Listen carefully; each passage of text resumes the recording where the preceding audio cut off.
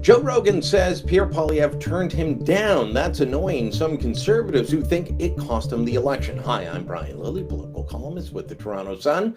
Yes, it's absolutely true. Joe Rogan reached out to Pierre Poilievre's campaign. He wasn't the only major American media outlet or personality to reach out and say, hey, we'd like to talk to you.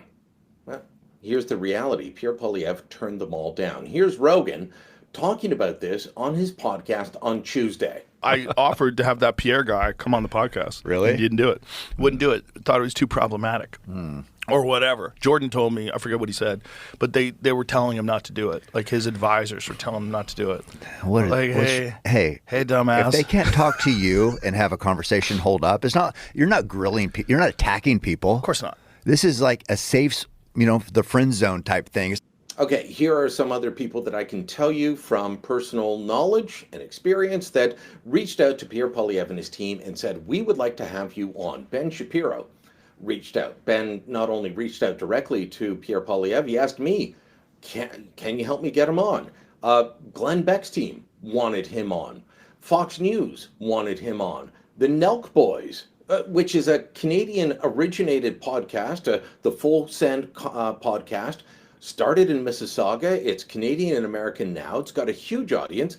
They also asked him on. So why didn't Poilievre go on that? Well, initially it was because they were so far ahead, they didn't need to do podcasts like that. They didn't need to do anything. They were having a 15 to 20 point lead.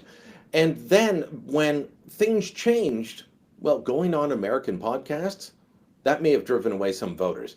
The conservatives were not lacking in young men looking to vote for them, but they were lacking in voters 55 plus, 60 plus, who had originally been with the conservatives and were now looking at the liberals or had moved over to Carney's camp completely. Why? They were afraid of Donald Trump. So the whole calculus changed. Before, you didn't need them.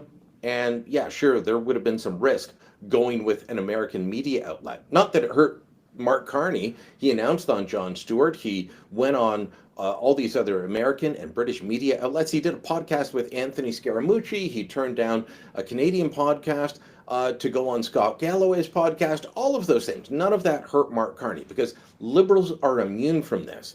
But when a conservative speaks to Americans, especially American Republicans, that is always seen as a bad thing. Anybody that is, anywhere near the conservative side is viewed in Canadian media as bad.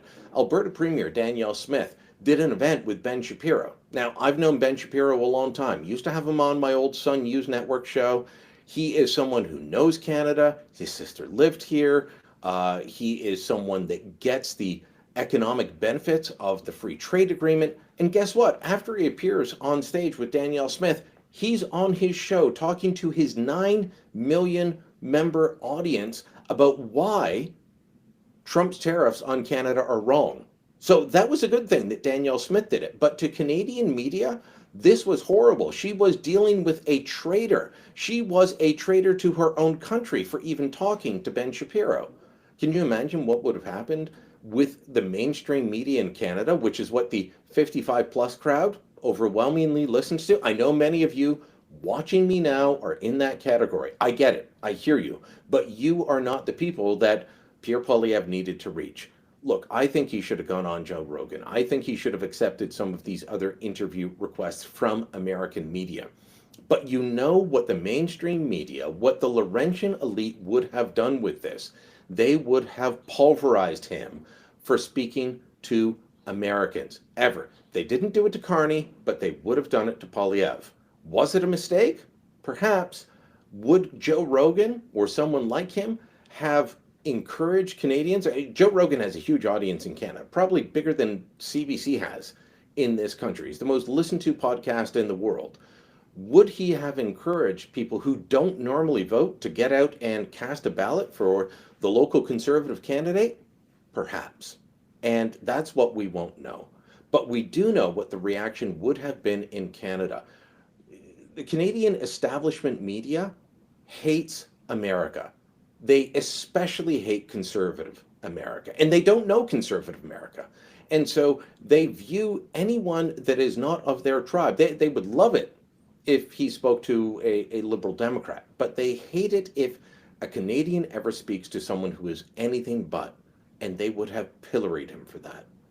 I understand the reluctance to do this. I understand their decision to say no. But yeah, we're talking Joe Rogan, Ben Shapiro, Glenn Beck, Fox News, the Nelk Boys and the Full Send Comment, all of them reached out, plus many more, to try and get Poilievre on.